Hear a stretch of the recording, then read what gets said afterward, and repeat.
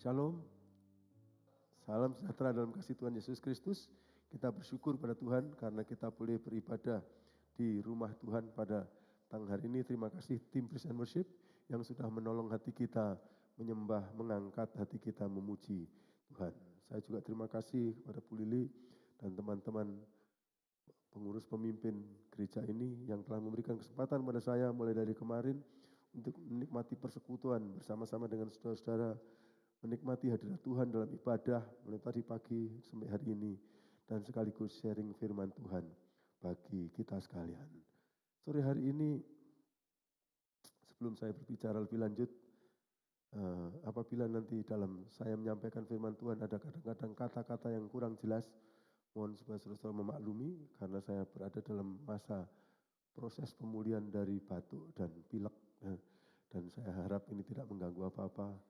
Saya selalu bertanya dalam pertemuan tadi malam dan tadi pagi apakah suara saya bisa terdengar dengan baik kepada beberapa orang, dan moga-moga mereka jujur sekali. Mereka katakan semua bisa tertangkap dengan baik, dan itu yang saya rindukan. Sore hari ini kita akan merenungkan kebenaran firman Tuhan dengan judul bahasa Inggris yaitu The Heavens Idol. Yang saya maksudkan dengan The Heavens Idol ini adalah kalau dalam bahasa Indonesia akhirnya kita buat yang membuat Tuhan menjadi heran atau kagum. Saya terinspirasi untuk membawa judul ini karena ada Indonesian Idol, ada Australian Idol, ada American Idol, Singaporean Idol, Malaysian Idol, Korean Idol, Japanese Idol. Saya mau bikin The Heavens Idol, ya, idolanya surga, yang Tuhan heran dan kagum dengan seseorang. Saya rasa kalau manusia atau umat Tuhan kagum, bangga kepada Tuhan itu, ya itu sesuatu yang seharusnya begitu.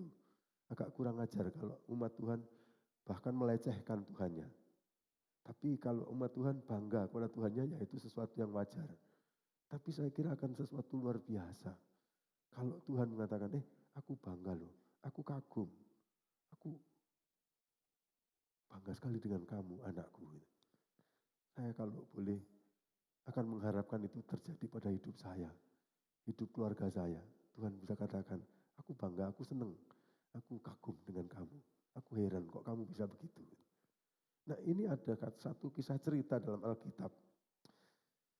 Dan menariknya yang Tuhan kagumi, yang Tuhan herankan ini adalah justru bukan umat Tuhan.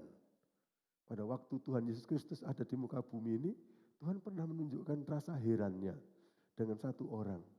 Dan orang itu dicatat kisahnya dalam Matius pasal yang ke-8, ayat 5 sampai ayat yang ke-13. Coba kita akan membaca teks firman Tuhan itu. Maka firman Tuhan akan berbunyi sebagai berikut. Saya sedikit memberikan kepada kita highlight, ya, penggaris bawah. Mohon agak diperhatikan ungkapan-ungkapan itu. Firman Tuhan mengatakan, ketika Yesus masuk ke Kapernaum, datanglah seorang, apa saudara?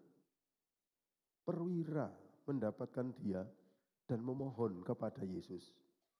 Tuhan, hambaku terbaring di rumah karena sakit lumpuh dan ia sangat menderita.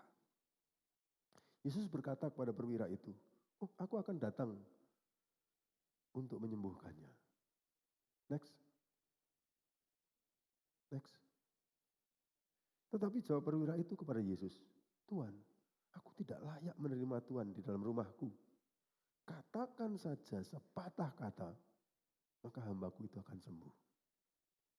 Alasannya sebab aku sendiri seorang bawahan dan di bawahku ada pula prajurit. Jika aku berkata kepada salah seorang prajurit itu, pergi, maka ia pergi. Dan kepada seorang lagi prajurit yang lain saya katakan, datang, maka ia datang. Ataupun kepada hambaku, kerjakanlah ini, maka ia mengerjakannya. Nah, berikutnya akan kita tunjukkan bagaimana sikap Tuhan Yesus. Setelah mendengar hal itu, apa saudara? Heranlah ia. Dan berkata kepada mereka yang mengikutinya, rombongan itu, aku berkata kepada kalian, ya, sesungguhnya iman sebesar ini tidak pernah aku jumpai pada seorang pun di antara orang Israel yang notabene adalah umat Tuhan. Jadi Tuhan kali itu heran karena ini bukan umat Tuhan, tapi punya iman iman sebesar itu. Sedangkan orang Israel yang umat Tuhan, saya belum pernah jumpai. Mereka punya iman sebesar ini. Ini kagumnya Tuhan Yesus. Aku berkata kepadamu, banyak orang akan datang dari timur dan barat dan duduk makan bersama-sama dengan Abraham, Ishak dan Yakub di dalam kerajaan surga. Timur dan barat bukan umat Tuhan. Terus, sedangkan anak-anak kerajaan itu akan dicampakkan ke dalam kegelapan yang paling gelap. Di sanalah akan terdapat ratap dan kertak gigi. Lalu Yesus berkata kepada perwira itu, pulanglah dan jadilah kepadamu seperti yang engkau percaya. Maka pada saat itu juga sembuhlah hambanya. Saya minta PowerPoint tetap ada di sini. Saudara, kalau itu diucapkan oleh Tuhan Yesus pada zaman kita sekarang ini, sebenarnya ucapan Tuhan Yesus itu bisa menggetarkan kita semua orang-orang Kristen. Ucapan Tuhan Yesus tadi kira-kira mengatakan begini, nanti dalam kekekalan kalian akan melihat bangsa-bangsa yang bukan umatku itu akan duduk dalam kerajaan surga, dalam sukacita dan bahagia. Sementara umatku akan dicampakkan ke dalam neraka. Ini kejam, ini keras sekali. Jadi tidak cukup jadi Kristen.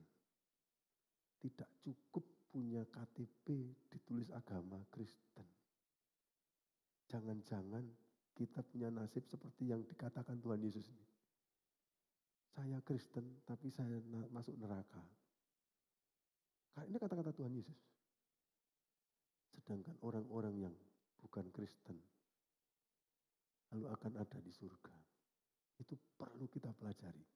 Faktor apa yang menyebabkan kok Tuhan Yesus mengatakan kata-kata ini. Dan pada zamannya itu diwakili oleh umat Israel dan bukan umat Israel. Faktornya adalah kekaguman Tuhan tadi. Didasarkan atas apa? Iman sebesar ini. Jadi yang dikagumi Tuhan, yang membuat Tuhan heran adalah faktor iman dalam diri orang perwira yang bukan Israel ini, yang semestinya dimiliki orang Israel sebagai umat Tuhan, tapi justru dimiliki. Loh, Pak perwira ini orang apa? Kan dia ada di Israel pada waktu. Nah, kita mesti tahu sejarahnya. Waktu itu Israel sedang dijajah bersama dengan bangsa-bangsa lain oleh pemerintah Roma. Romawi di Eropa sana meluaskan jajahannya ke seluruh dunia. Israel termasuk di bawahnya penjajahan Romawi. Kekaisaran Romawi sampai ke Israel. Ini seperti halnya pada waktu Indonesia dulu masih berada di bawah penjajahan Belanda. Ada perwira dari Belanda sana, ya, Mr. Boon, ya, datang ke sini dan dia bertugas sebagai perwira dari negeri Belanda.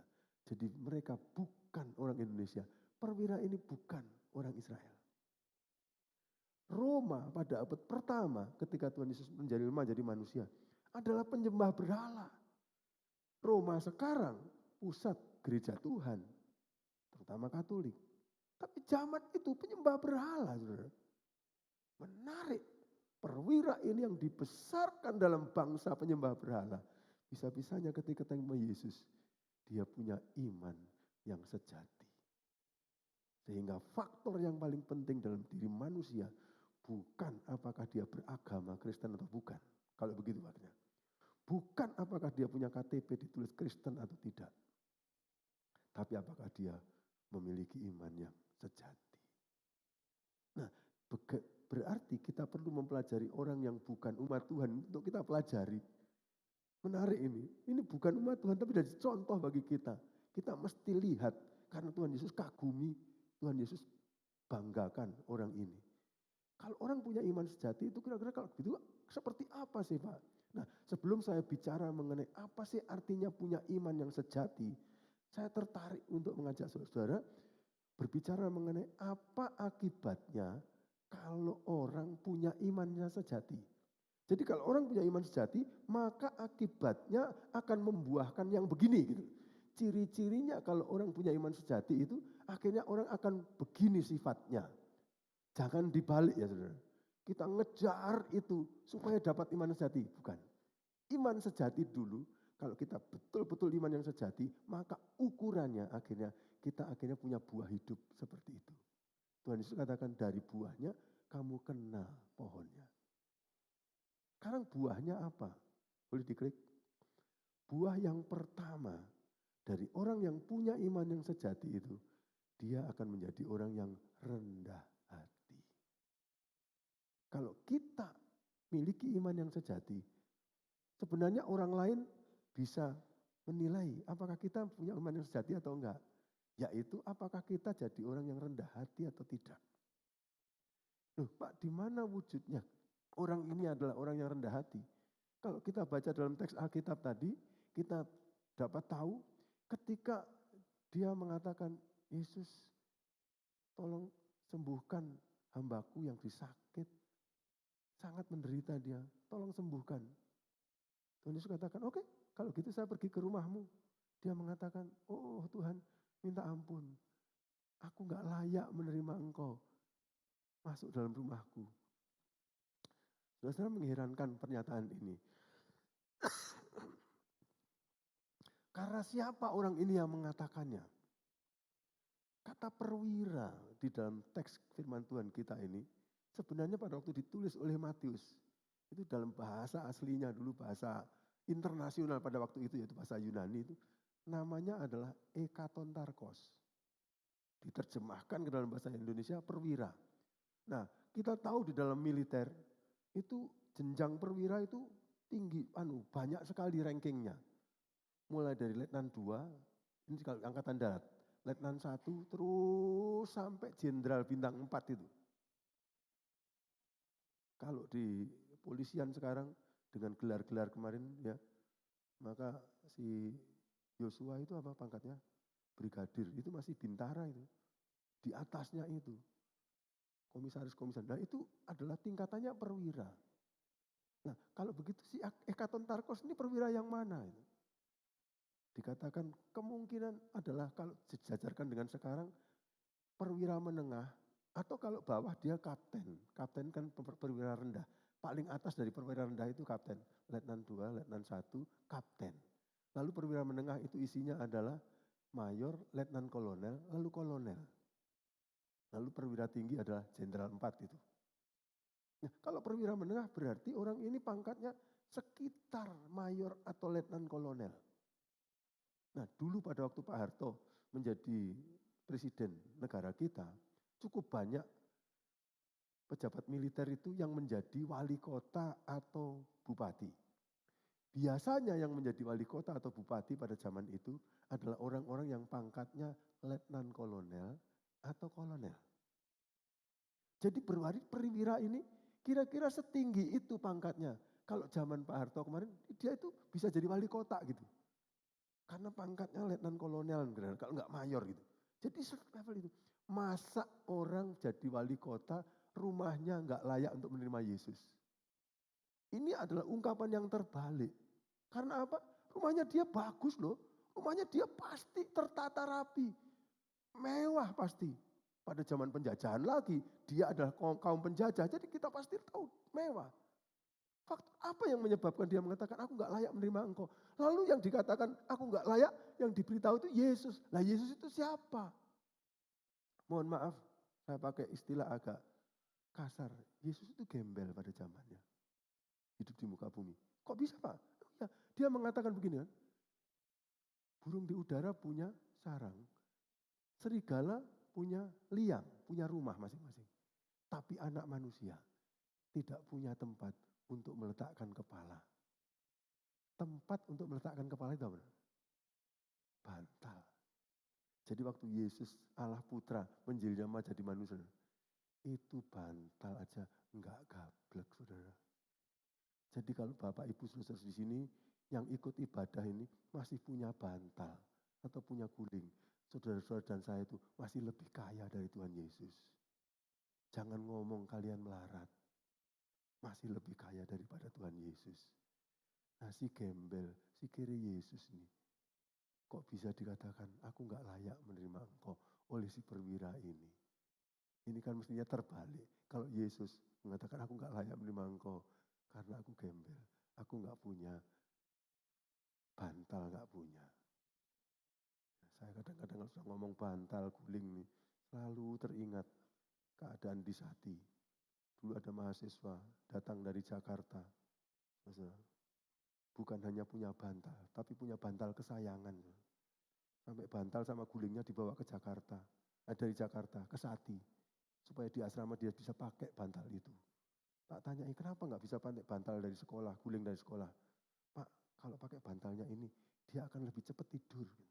Loh po, ambune wis kas. Jadi sudah terlalu banyak itu ya,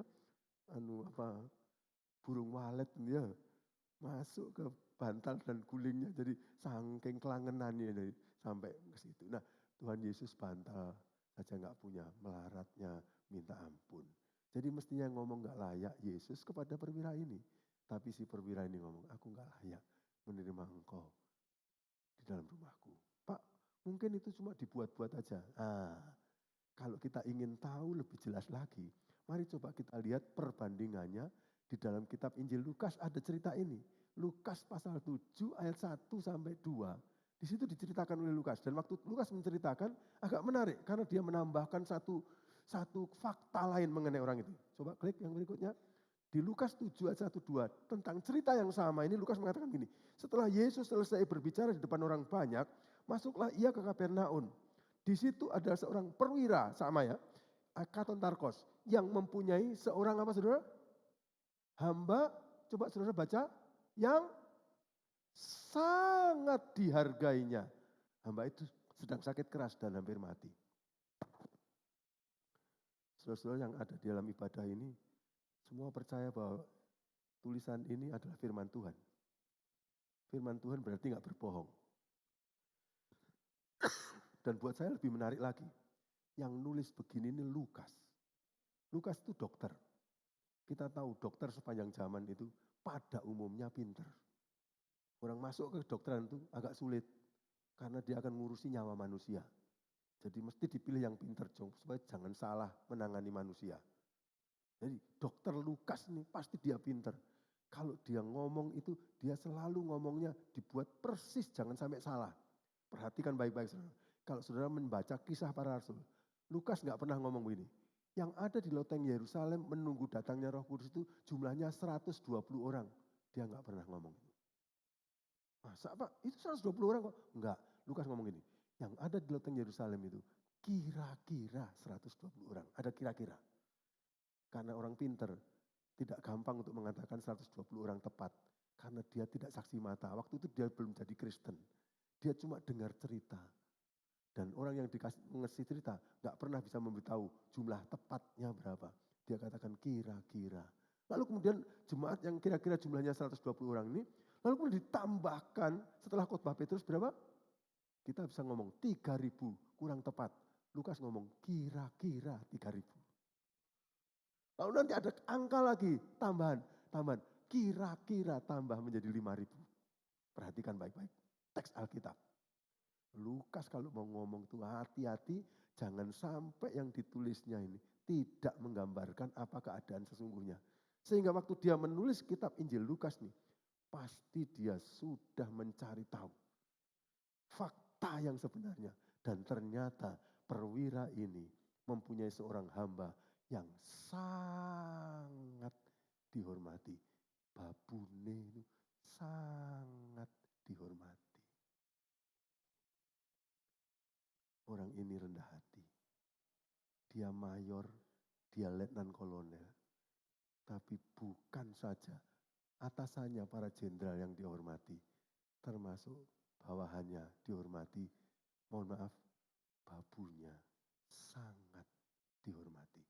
Kalau sampai orang ini tidak benar-benar sangat menghormati babunya. Roh Kudus akan melarang Lukas untuk menulis kata-kata ini. Tapi Roh Kudus mengizinkan, berarti ini fakta. Luar biasa. Saya tahu di dunia ini, kalau babu, pembantu, menghormati tuan atau nyonyanya itu sudah umum di mana-mana. Mohon maaf, kalau ada tuan atau nyonya yang sangat menghormati hambanya, itu jarang saya dengarkan. Dan saya sangat menginginkan mendengarkannya itu dari orang Kristen. Mengapa soal menghormati ini kok menjadi ciri dari kerendahan hati? Karena kalau kita membaca dalam kitab Filipi pasal 2, di mana Tuhan Yesus Kristus sedang diperkenalkan sebagai Tuhan yang sangat tinggi tapi rendah hati. Di sana ada ayatnya ketiga atau ayat keempat yang mengatakan, menganggap orang lain lebih utama dari dirinya sendiri. Itu ciri orang yang rendah hati. Orang rendah hati itu cirinya cuma satu, yaitu menganggap semua orang lain lebih utama dari dirinya sendiri. Berarti si orang yang bergelar letnan kolonel ini, berarti dia menganggap hambanya ini lebih utama daripada dirinya. Oh Tuhan, kalau Tuhan Yesus mencari anak-anak Tuhan, kira-kira ada nggak orang-orang yang punya sifat rendah hati macam begitu? Mohon maaf, saya mau ngomong, kalau menghormati atasan itu gampang. Dunia juga ada prakteknya. Tapi seharusnya dalam kekristenan tidak hanya atasan yang dihormati, bawahan juga harus dihormati. Ketika saya mempelajari ini, saya bertanya-tanya, apa kata bawahan saya? Apa kata orang yang membantu dalam rumah tangga saya terhadap kami?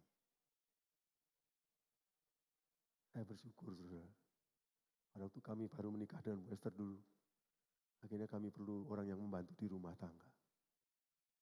Mereka pada umumnya datang ke rumah kami sebagai orang yang tidak kenal Tuhan.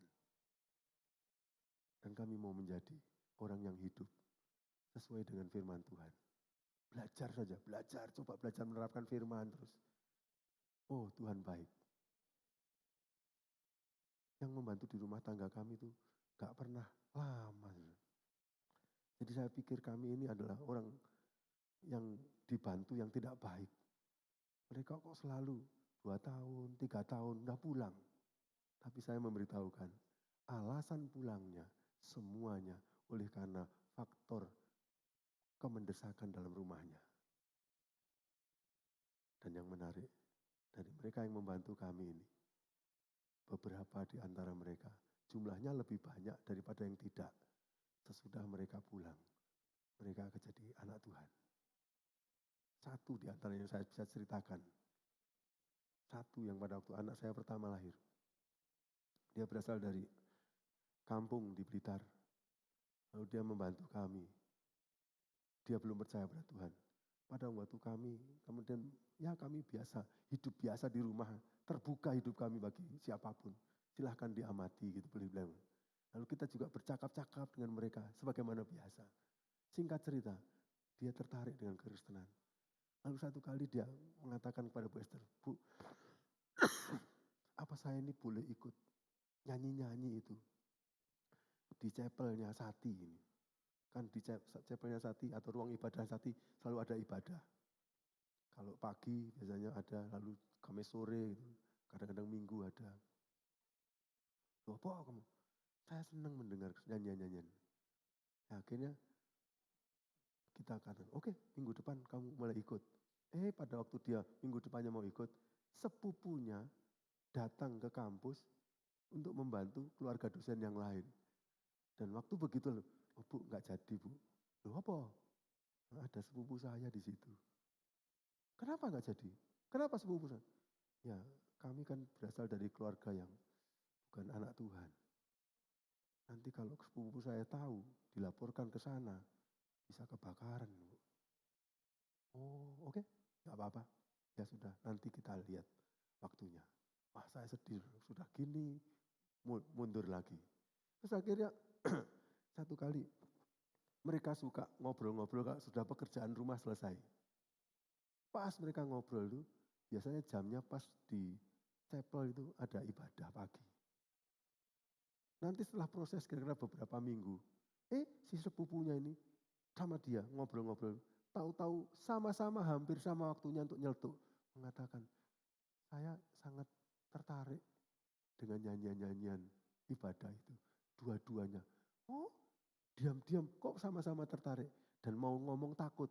Yang sepupunya itu juga takut malu ngomong. Karena nanti takutnya oleh ini dilaporkan. Ini yang membantu saya ini juga takut mau ngomong. Tapi satu kali dia ngomong, mereka ngomong berdua. Ya sudah, kalau begitu minggunya bisa langsung kami bawa dua-dua ikut Tuhan. Nah kemudian saya menyarankan supaya yang membantu di rumah kami ini, kalau minggu saya titipkan ke gereja setempat supaya bergaul dengan orang di situ. Lalu ikut ibadah, ikut ibadah, ikut ibadah. Sampai ikut maju. Kemudian mau ikut paduan suara, mau ikut paduan suara. Saya katakan, Bu, Wester saya pulang lambat. Apa? Latihan paduan suara. Ya wis bagus gitu. Terus kemudian setelah itu ada baptisan. Kemudian dia dibaptis. Setelah dia menerima baptisan, dapat panggilan dari ibunya. Karena kakaknya mendapatkan panggilan untuk kerja di Jakarta, padahal ibunya itu dagang. Dan ibunya perlu yang membantu. Dan dia dipanggil pulang untuk menggantikan peran kakaknya. Aduh, akhirnya dia mengajak Bu Esther, Bu tolong doakan kami. Doa malam-malam, tiap malam doa sebelum pulang. Tuhan tolong.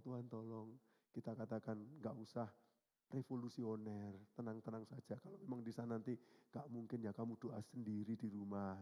Akhirnya kami katakan. Terus kemudian akhirnya harinya dia pulang.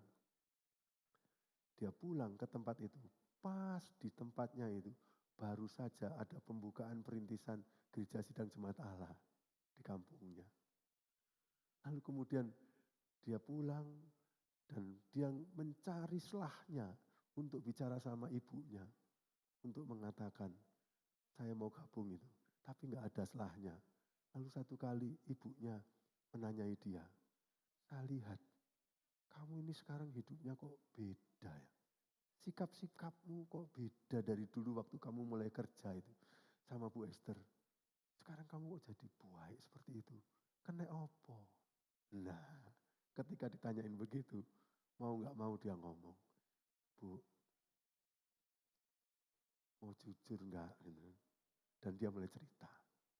Oh, ibunya nggak fanatik, neneknya fanatik.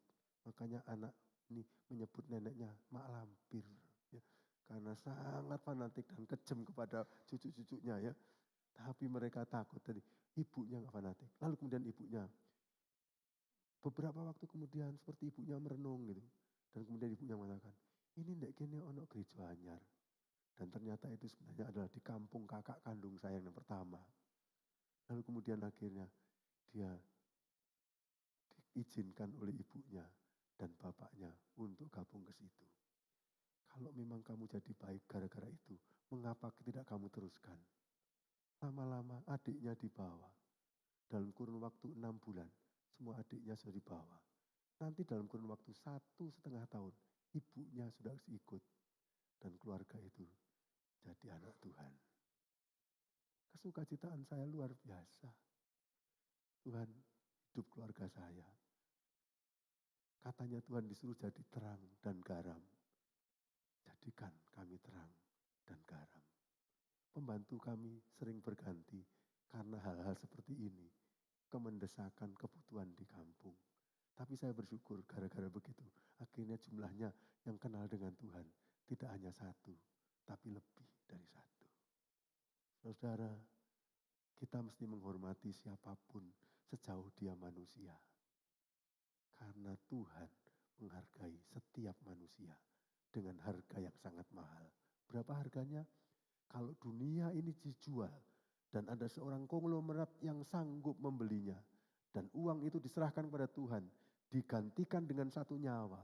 Tuhan katakan, saya tidak pilih harga seluruh dunia, saya masih pilih satu nyawa bagiku.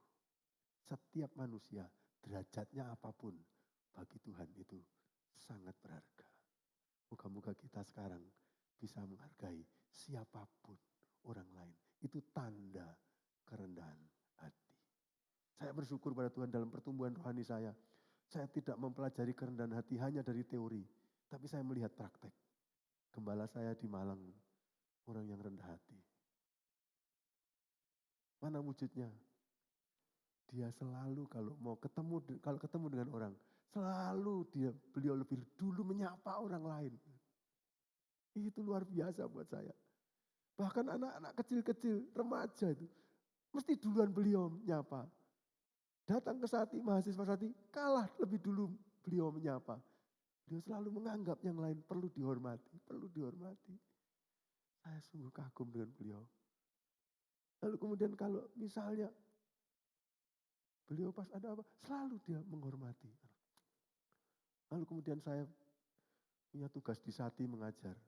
Rektornya Sati Pak Rumkeni. Orang itu dulu dalam jabatan di GSIA menjadi orang kedua, wakil ketua umum. Tapi saya perhatikan kalau beliau pas masuk ruangan lagi dalam pertemuan yang cukup padat. Tapi pas dia mau masuk pintu itu, kebetulan pintunya hanya bisa masuk 2 orang. Sudah ada 2 orang masuk di situ bersama-sama beliau. Ada 3 orang berarti dengan beliau. Beliau sudah mempersilahkan yang 2 itu lebih dahulu. Silahkan, silahkan. Saya belakangan. Menganggap yang lain lebih utama. Dalam rapat, ketika kita lagi ngomong-ngomong, dia orang pinter. Lalu kemudian pas lagi beliau mau bicara, kebetulan misalnya saya pas bicara. Beliau saya katakan, silahkan dulu, nanti saya belakangan saja. Padahal pendapatnya beliau bagus. Tapi selalu menganggap yang lain lebih utama. Saya melihat kerendahan hati dalam praktek hidup pemimpin-pemimpin rohani yang membesarkan saya. Sehingga saya merasa, waduh, luar biasa. Saya mesti belajar dari beliau. Dan Tuhan Yesus lebih lagi. Dia adalah Allah. Tapi waktu jadi manusia, manusia hamba. Yang paling bawah, dulos. Dan menghormati semua orang. Moga-moga kita ditemukan Tuhan punya iman sejati. Karena kalau kita punya iman sejati, maka buahnya, akibatnya kita mempunyai hati yang rendah. Yang kedua, ciri dari orang yang punya iman yang sejati akhirnya membuahkan apa? Dia menjadi orang yang penuh dengan kepedulian atau belas kasihan kepada orang lain. Dalam firman Tuhan tadi dari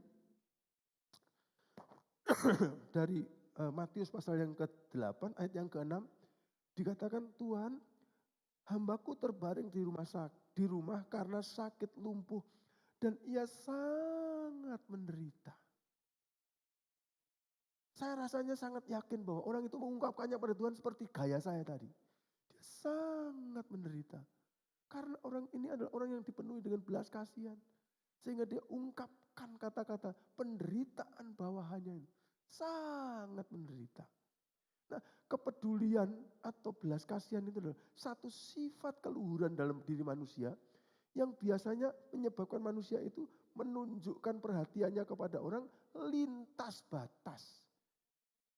Yang namanya kepedulian dan belas kasihan sejati itu pasti melampaui suku, melampaui ras, melampaui golongan, melampaui agama. Kalau orang dikatakan hanya peduli kepada seagamanya tok, tapi nggak peduli dengan lain agamanya, itu kepedulian belum sempurna. Belas kasihan belum sempurna. Kita mau memberi kepada orang, tanya dulu, agamamu apa? Sukumu apa? Itu bukan kepedulian sejati. Contohnya orang ini. Orang ini adalah bangsa Romawi. Tapi kalau Lukas menceritakan di ayat-ayat berikutnya, ya, dari kitab Injil Lukas pasal 7 tadi, coba dicek ayatnya mengatakan apa? Ayo klik. Silahkan. Ya, ketika perwira itu mendengar tentang Yesus, maka ia menyuruh beberapa orang tua-tua Yahudi. Dia bukan orang Yahudi ya, orang Roma. Tua-tua Yahudi, agama Yahudi, kepada Yesus untuk meminta supaya Yesus datang dan menyembuhkan hambanya. Mereka datang kepada Yesus dan dengan sangat mereka orang tua-tua Yahudi itu meminta pertolongan Yesus. Mengatakan, ia layak engkau tolong Tuhan Yesus. Kenapa? Sebab ayat 5 memberikan alasan. Sebab ia mengasihi bangsa kita dan dialah yang menanggung pembangunan sinagog kami. Rumah ibadah kami. Dialah yang membangun chapel kami, padahal dia bukan Kristen. Kalau kita Islam, dialah yang membangunkan langgar kami, padahal dia bukan Islam. Belas kasihan, kepedulian itu. tidak lagi dipengaruhi oleh agama, suku, golongan, atau ras. Itu wujud dalam kehidupan kepedulian sehari-hari. Dua buah ini menjadi tanda bahwa orang itu memiliki iman yang sejati. Moga-moga orang akan melihat tanda hidup kita, dua ini minimal ada. Kita adalah orang yang rendah hati dan dipandang oleh mereka sebagai orang-orang yang penuh dengan belas kasihan. Beberapa waktu yang lalu saya terkejut. Saya itu merasa bahwa standar-standar firman Tuhan itu masih terus saya pelajari dan saya usahakan. Tapi satu kali ketika saya menjemput anak-anak saya. Anak saya yang pertama Ayu sekarang sudah jadi dokter ya di rumah sakit kanker di Siloam, Jakarta, di Semanggi. Anak saya yang kedua sekarang sudah kerja di Telkom kantor pusat di Jakarta, di Gatot Subroto. Tapi dulu pada waktu masuk SMA, pas sore-sore saya jemput. Ayu sudah hampir tamat SMA-nya mau sekolah kedokteran. Lalu kita pulang. Saya sempat bertanya, kalian ini sebenarnya kalau mengenal papa itu, apa sih dari papa ini yang kayaknya agak ada tandanya yang gampang dilihat gitu. Papa ini setiap kali nyetir mobil bersama kami, sering kali, nggak tahu berapa kali katanya, satu kali perjalanan, pasti nanti akan keluar dari mulutnya. Kasihan ya orang itu ya, kasihan ya orang itu. Saya melihat orang suka komentar, kasihan orang itu. Wah, saya pikir waktu anak-anak ngomong gitu, lumayan. Berarti saya punya bakat belas kasihan. Tapi saya bertanya pada diri saya, kasihanku itu cuma di mulut, apa sampai perbuatan? Paham ya? Dan saya bertanya, dan Tuhan saya minta tolong supaya Tuhan akan menolong saya. Maka saya tidak hanya cuma ngomong kasihan di mulut, tapi sampai perbuatan. Dan masih saya proses pembelajaran untuk saya mau menerapkan belas kasihan itu. Supaya jangan hanya cuma di mulut saya. Kasihan ya, kasihan ya, kasihan. Anak saya mengenal itu sebagai ciri saya. Tapi saya tidak mau berhenti sampai di mulut. Moga-moga Tuhan tolong kita semua. Sehingga kita menjadi pelaku dari firman Tuhan. Nah, kalau buahnya adalah itu, apa yang menyebabkan buah itu ada dalam kehidupan kita? Yaitu iman yang sejati. Nah, sekarang kita akan belajar mengerti apa sih kalau begitu. Beriman yang sejati itu artinya apa? Dari orang perwira ini kita mengerti bahwa kalau kita beriman yang sejati itu ciri pertamanya dari arti iman yang sejati adalah kita menjadi orang yang 100% percaya kepada firman. 100% percaya pada firman. Tadi percakapan mulai dilakukan mengatakan, Tuhan Yesus mari sembuhkan. Lalu dia katakan, oke, aku mau datang ke rumahmu. Jawaban dia, Yesus aku enggak layak menerima engkau di rumahku. Katakan saja, berapa kata saudara? Sepatah kata. Sepatah kata. Enggak perlu banyak ngomong. Karena saya percaya betul pada firman-Mu. Satu kata saja luar biasa. Katakan sepatah kata saja. Maka hambaku itu akan sembuh. Mohon maaf. Lalu dia mulai memberi ilustrasi dari kehidupannya. Ilustrasinya adalah ini. Saya ini prajurit, rendah hati. Padahal dia perwira. Saya punya bawahan. Loh, bawahannya letnan kolonel itu banyak. Mulai mayor, kapten, letnan 1, letnan 2, peltu, pelda. Gitu. Sersan mayor, sersan kepala, sersan 1, sersan 2. Baru kemudian tamtama itu. Atasannya tinggal sedikit. Ada kolonel, jenderal bintang 1, jenderal bintang 2, jenderal bintang 3, jenderal bintang 4. Dari hidup kemiliterannya, dia punya kepercayaan, dia punya praktek hidup ini. Kalau ke bawahannya dia, pergi. Satu kata. Maka mereka pergi. Gak ada bawahan saya yang saya katakan, pergi. Dia mengatakan, kapan komandan? Gak ada. Siap komandan, betul ya? pergi, siap komandan. Atau dia perintahkan kepada prajurit yang lain, datang. Tidak ada prajurit yang salah. Sebentar, komandan masih sibuk, nggak ada. Militer selalu kata, datang, siap komandan. Lalu siap, satu kata. Lalu dia katakan, kalau aku katakan kepada hambaku, kerjakan ini. Loh, dia katakan sepatah kata, kok kerjakan ini kan 2 kata, Pak. Gak benar dari firman Tuhan ini. Dalam bahasa Indonesia 2 kata. Dalam bahasa Inggrisnya, do this 2 kata juga. Tapi dalam bahasa asli Yunani, 1 kata. Kerjakan ini, 1 kata. Maka dia mengerjakan. Itu yang menyebabkan Tuhan heran. Luar biasa. Dari hidupnya dia menangkap kebenaran tentang Tuhan. Saudara, kita mestinya bisa nangkap tentang Tuhan itu dari kerjaan kita sehari-hari.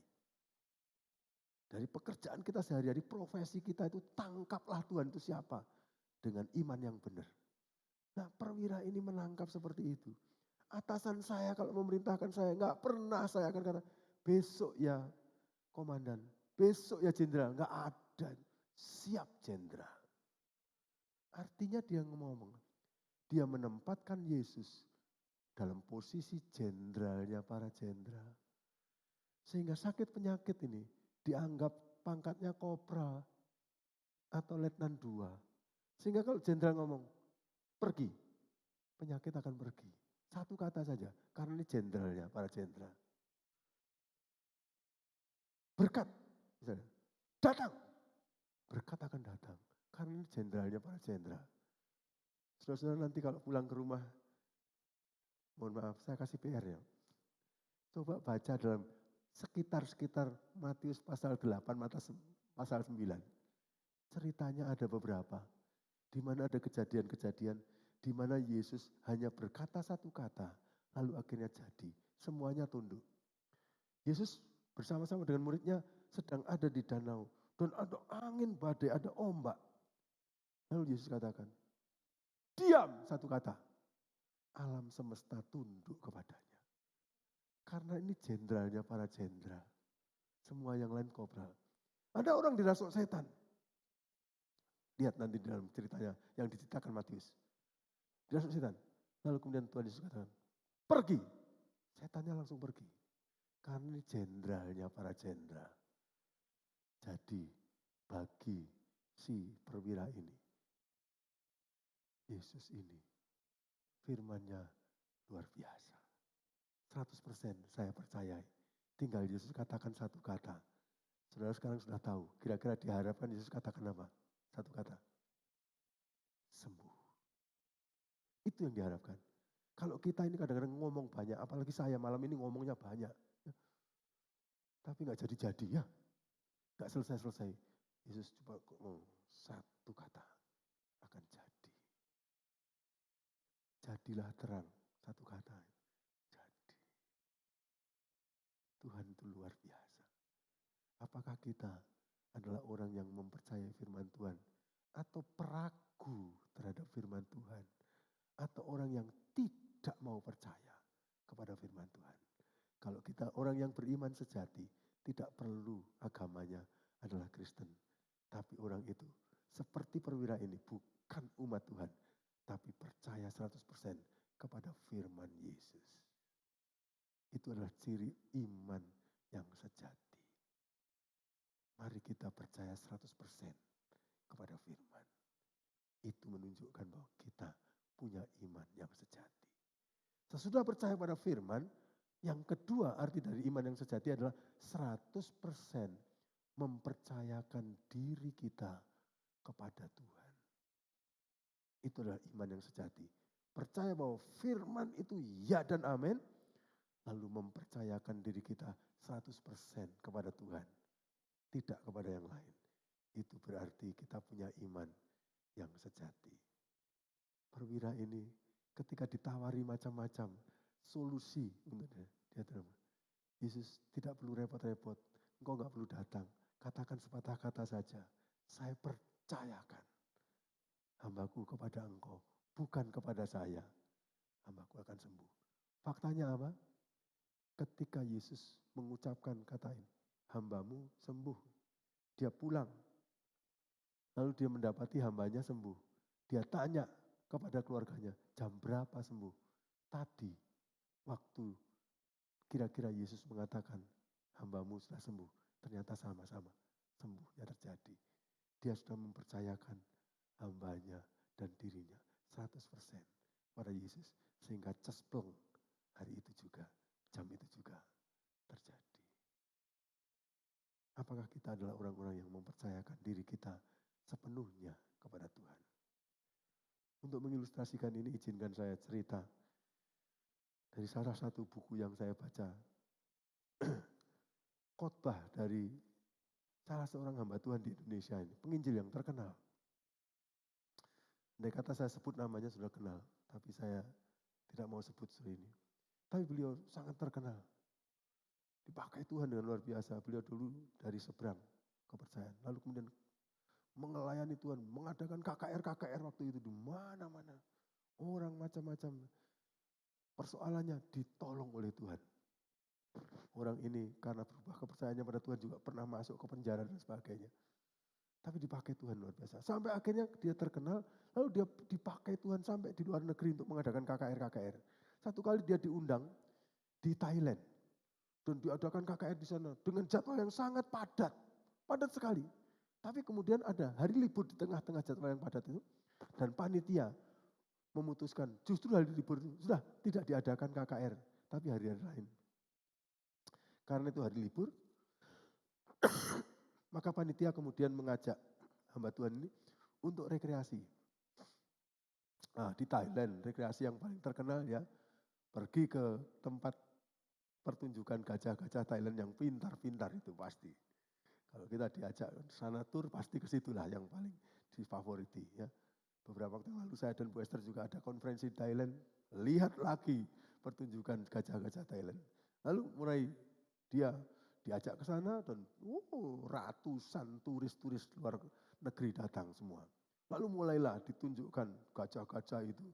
Mulai dari yang kecil-kecil itu, pintar sekali ya, nendang bola, dimasukkan gol, giring dari sana gitu. Lalu kemudian disuruh ngelukis gitu. Gajah-gajah itu ngelukis dengan belalainya itu. Jadi gajah besar, gajah kecil. Yang kemarin dulu saya lihat sama Bu Esther, saya katakan gini, ini pasti bukan karena kepintaran, ini cuma insting saja. Karena itu dia dikasih satu lembar kanvas, lalu satu tempat untuk kemudian mereka sudah terbiasa melukis itu, akhirnya jadi seperti itu. Tapi saya sungguh heran. Pernah satu kali, di mana gajah kecil sedang melukis. Lalu karena kecil, dia agak nakal gitu. Lalu setelah melukis belum jadi, dia tendang itunya apanya, bahannya, lalu kemudian dia pergi. Loh, lukisan belum jadi. Lalu akhirnya datanglah gajah yang sedikit agak besar. Dan ngambil bahannya dia. Terus diselesaikan. Akhirnya jadi lukisan yang bagus. Loh, tak pikir-pikir, ini gajah apa menungso gitu ya. Menungso aja ngelukis sebagus itu nggak bisa. Ini gajah-gajah, gajah Thailand tuh dilatih sedemikian rupa sampai pinter-pinternya minta ampun. Nah, maka mereka suka sekali melihat dan pertunjukan gajah. Lalu kemudian setelah orang semua terbuai dengan gajah-gajah dengan keterampilannya luar biasa. Lalu kemudian mulailah mereka memperkenalkan si pemimpin acaranya. Sekarang kami mau melibatkan kalian semua turis-turis. Ikut di sini pertunjukan kepintaran gajah-gajah Thailand. Apa yang mau dilakukan? Ini sudah kami siapkan tiker. Silahkan Bapak Ibu tidur di tiker-tiker itu. Nanti gajah-gajah ini akan kasih musik. Mereka akan nari-nari.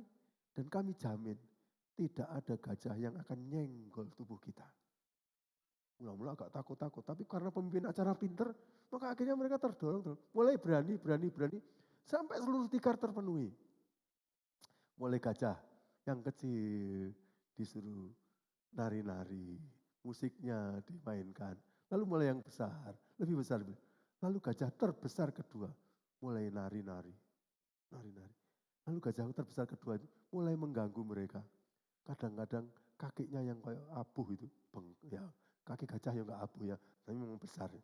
Tahu-tahu ditaruh di atas perutnya salah satu turis.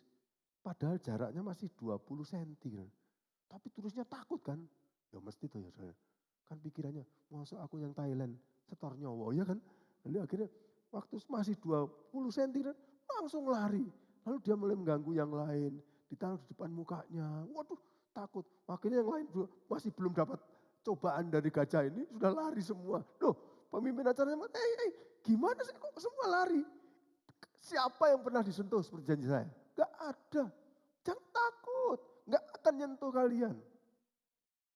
Semua orang didorong untuk balik. Gak ada yang mau. Beliau mengatakan, padahal gajah yang paling besar masih belum loh menunjukkan kepiawaiannya. Kok gak ada yang mau? Ya sudahlah, saya tidak hanya mengundang undangan. Pokoknya siapa saja yang mau datang ke sini untuk menunjukkan kepada kita bahwa janji saya memang betul-betul. Silahkan datang. Tahu-tahu datang seorang anak perempuan umur belasan tahun, kira-kira 12-13 tahun. Langsung tidur di tikar yang paling tengah. Dan dengan postur yang sangat tenang dia tidur. Sambil matanya melek, tapi dia tidur. Mulailah gajah yang terbesar datang. Dan dikasih musik. Waduh, seru. Dia lompat-lompat, nari-nari. Tapi gak pernah nyenggol anak ini. Dia mulai coba seperti gajah yang kedua tadi. Taruh kakinya, tidak hanya 20 cm, tapi seperti 10 cm. Tapi anak ini tenang. Kemudian dia taruh di atas wajahnya, kok masih tenang. Gajah ini seperti menunjukkan gregetannya gitu. Lalu dia digoyang-goyang. Sama belalainya, tenang saja. Lalu akhirnya kayak gregetannya bertambah. Belalainya gajah dililitkan. Nah ini akhirnya dia nyentuh. Tapi melilitkan. Lalu mulai diangkat ke atas. Diayunkan. Penonton semua. Lalu seperti terakhir mau dibanting. Tapi ternyata kira-kira jarak 25 cm diberhentikan. Lalu diletakkan dengan baik-baik. Di tikernya lagi. Penontonnya kagum dan tepuk tangan. Kok berani ya anak ini? Pemimpin acaranya datang. Kalian semua kagum dengan anak perempuan ini kan? Kenapa anak perempuan ini berani? Karena dia adalah anaknya pawang gajah yang ada di situ itu. Dia tahu mempercayakan dirinya kepada bapaknya yang baik. Bapaknya adalah pawang gajah itu. Dia tahu bahwa bapaknya tidak akan mengizinkan dia kalau gajah itu memang tidak bisa dipercaya. Penginjil terkenal ini meneteskan air mata. Dia katakan, Tuhan, saya hamba-Mu, tapi kadang-kadang saya tidak berani mempercayakan diri saya seperti anak ini. Anak ini benar-benar mengenal bapaknya yang sangat baik. Tapi kenapa saya kadang-kadang masih meragukan bahwa Engkau adalah bapak saya yang sangat baik. Ajarilah saya menjadi orang yang mempraktekkan iman yang sejati. Mempercayakan hidup saya kepadamu. Moga-moga saudara pulang malam hari ini dengan ketenangan yang luar biasa.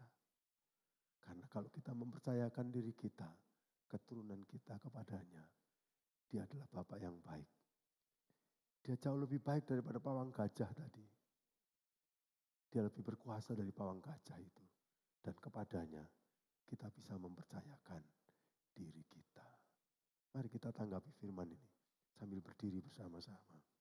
Dan kita akan nyanyikan satu kur tanggapan terhadap firman ini bersama-sama. Kasih kunci D buat saya langsung. Ya Tuhan, ku percaya, aku percaya.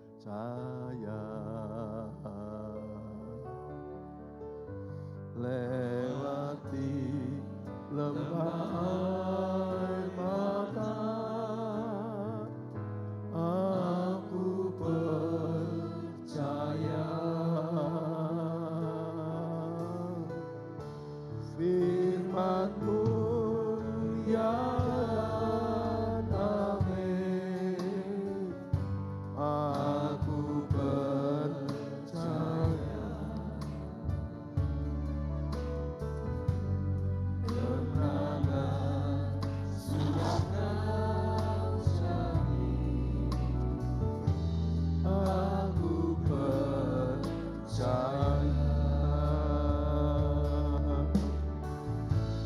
Ya Tuhan, ku percaya, aku percaya.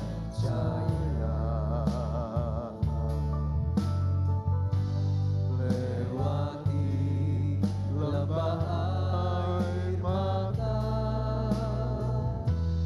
aku percaya.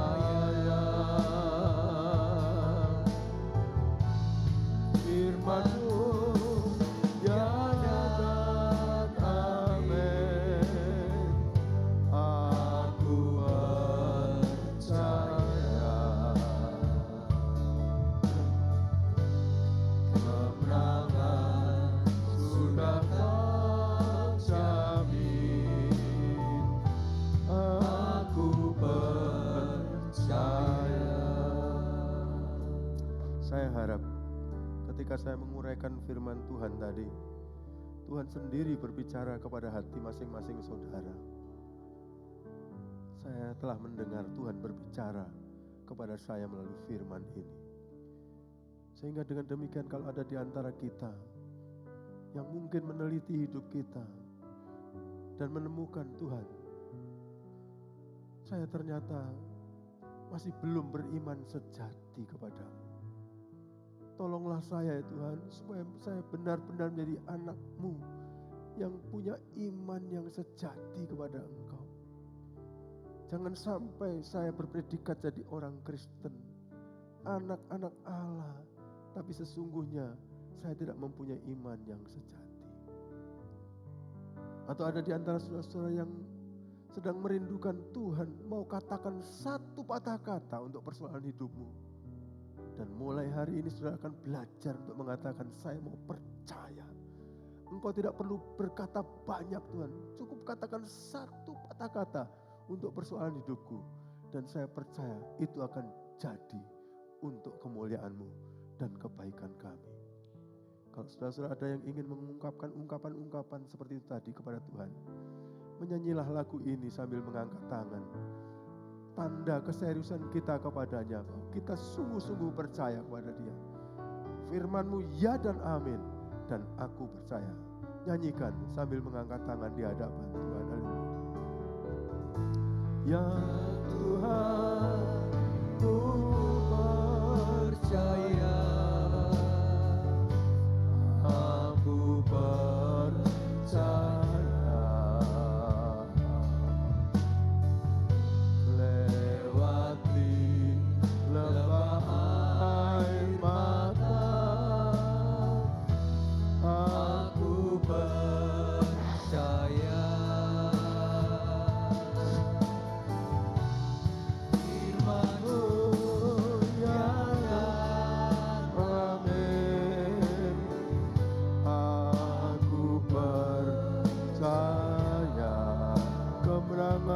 Sudah Kau jamin, kemenangan sudah Kau jamin. Aku percaya kemenangan sudah Kau jamin, kemenangan sudah Kau jamin. Aku percaya. Sekali lagi, kemenangan sudah Kau jamin, kemenangan sudah Kau jamin. Aku percaya.